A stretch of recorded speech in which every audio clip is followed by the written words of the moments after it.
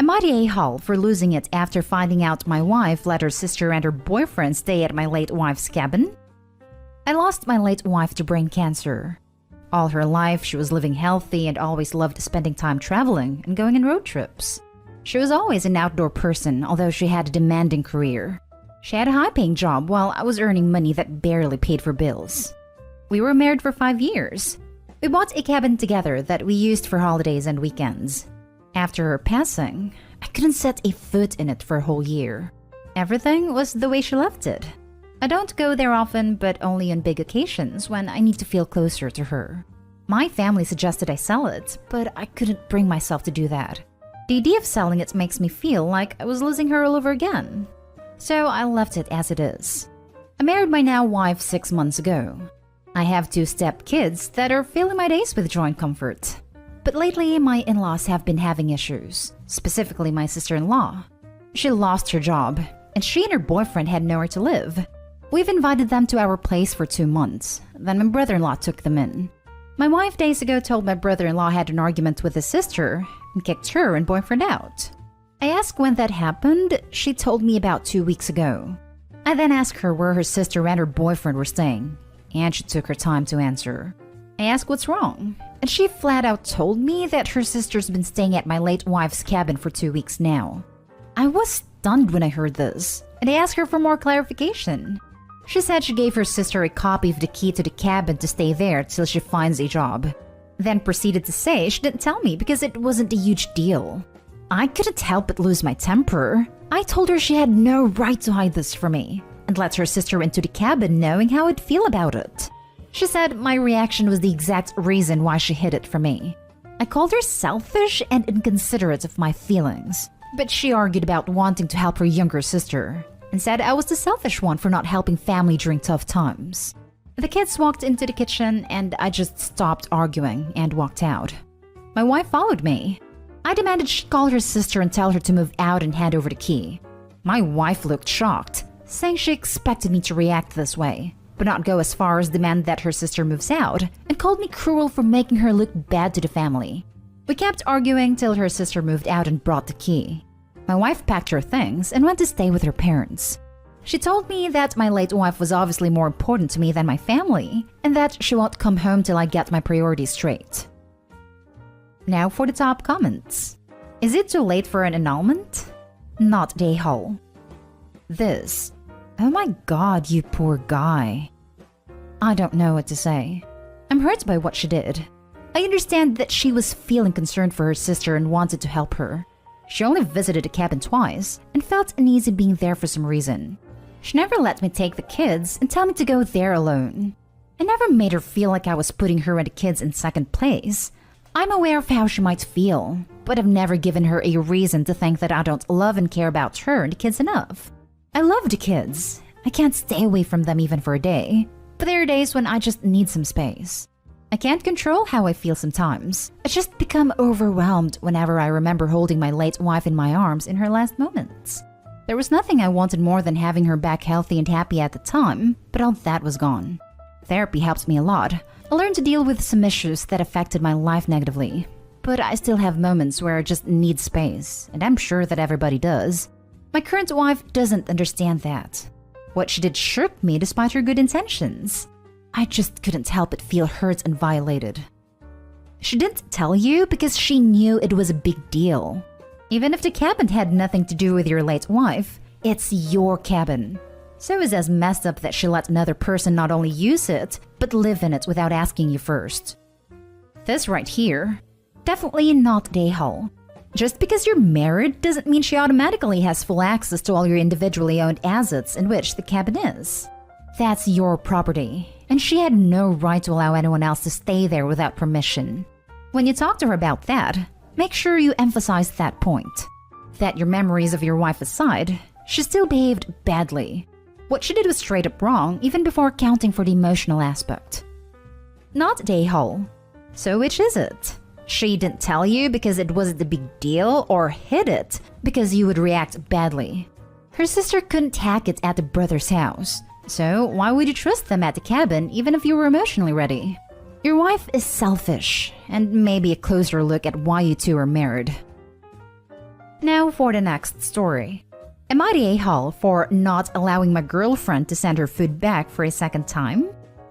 I, 28 male, worked a graveyard shift as a corrections officer in a prison. I've been dating my girlfriend, 26 female, for just under a year now. About once a week or so, some of my coworkers and I like to stop at a local diner to get a bite to eat on the way home. They are very accommodating to us COs, as well as our brother cops, and other people who work the third shift at an area factory as we give them a lot of business. They happily make burgers, sandwiches, nachos, etc. for us first thing in the morning, which we are all very appreciative of since it's evening time to us. So the other day, I felt like stopping after work.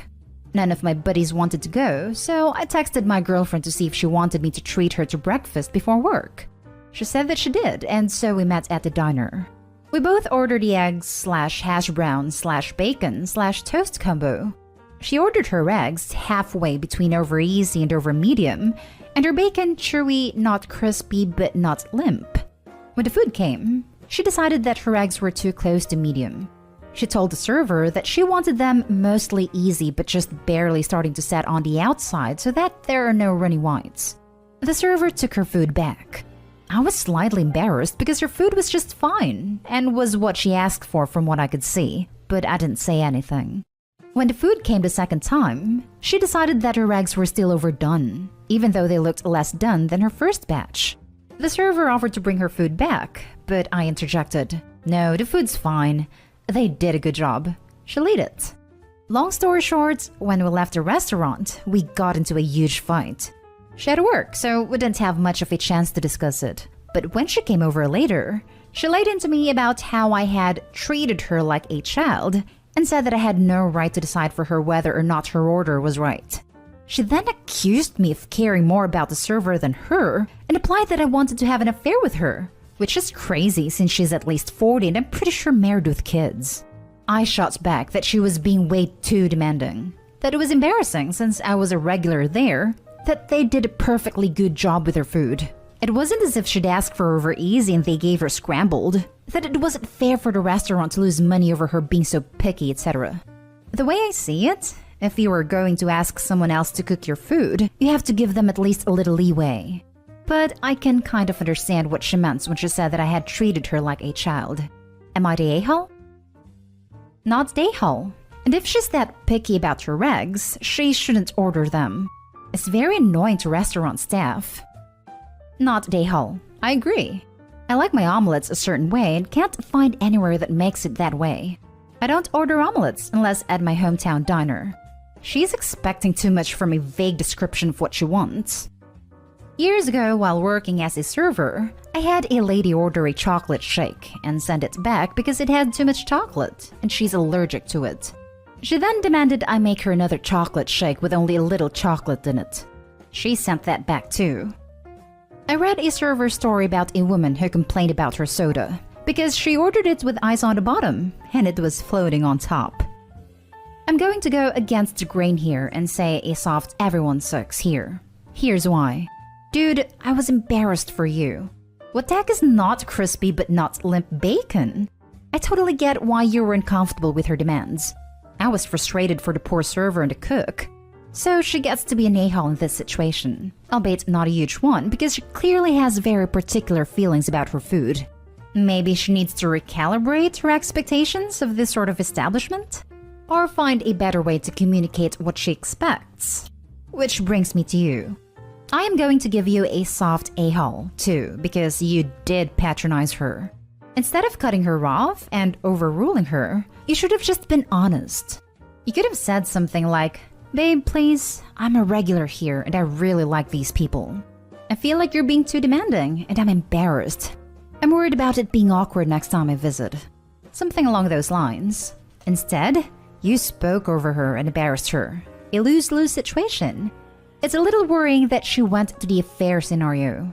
She sounds very anxious. Maybe there's something else on her mind?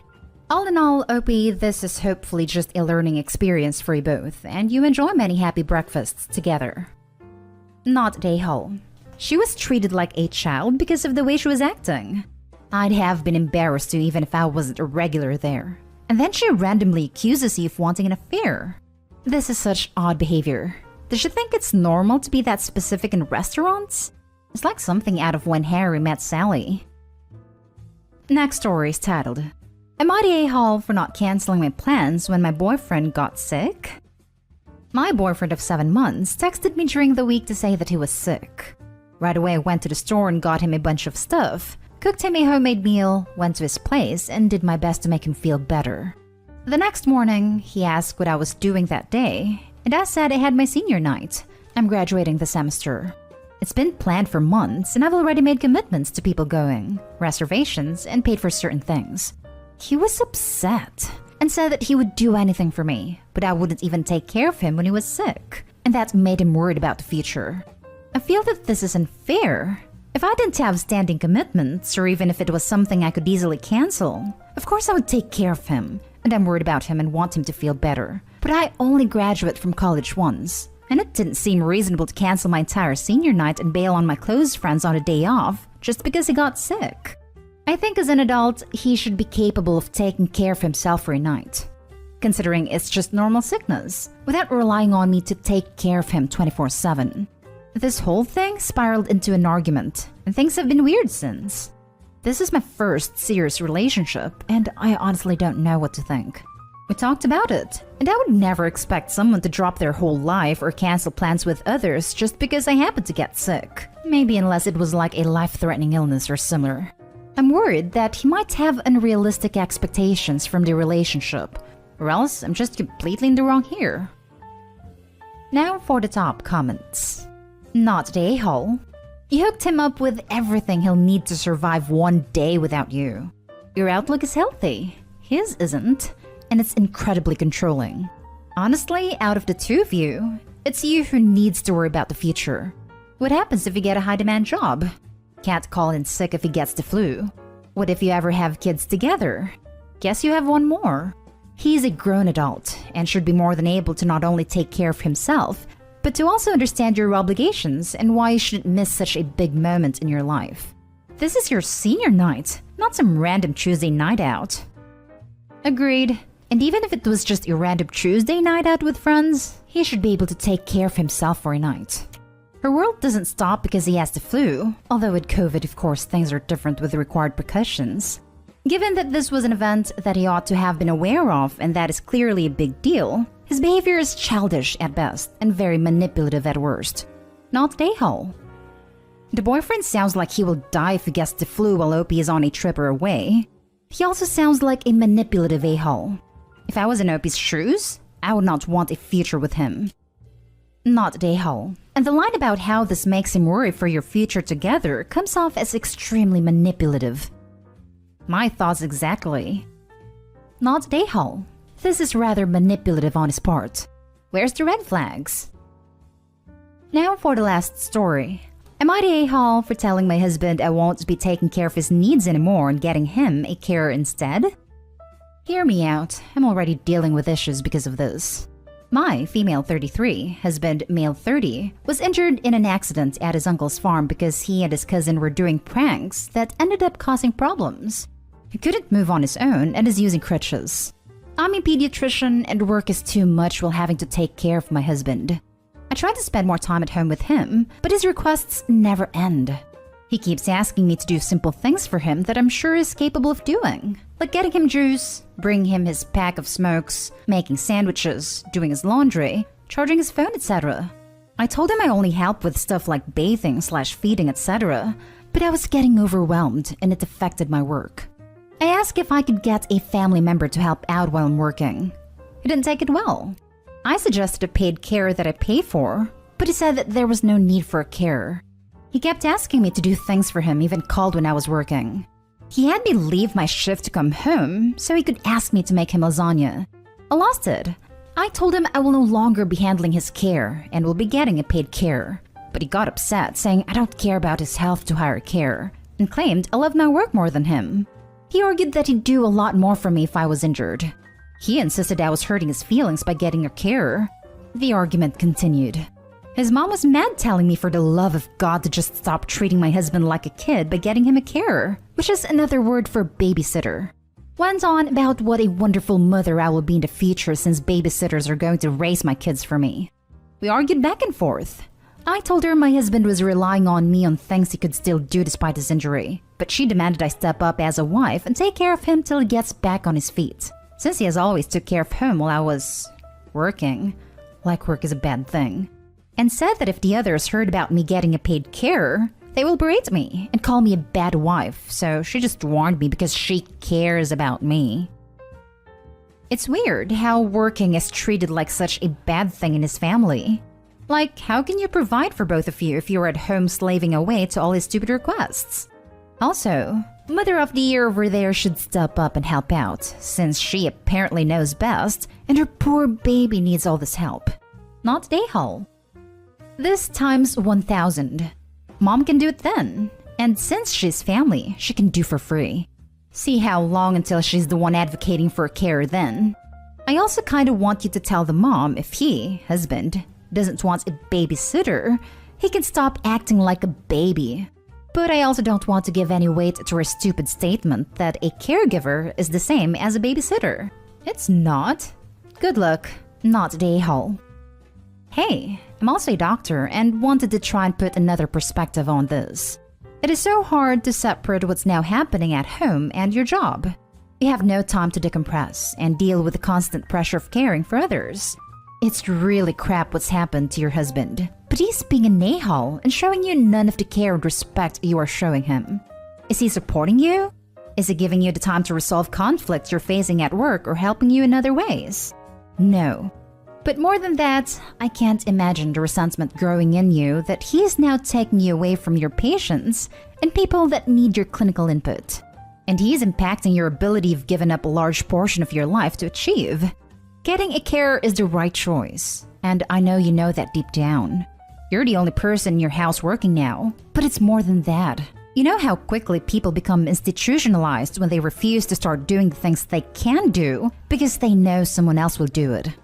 Psych input seems vital for both of you and your husband. I'm sorry you're having to go through this. Not Dayhall, obviously. It's almost like he's trying to sabotage her career because it feels so useless and emasculated.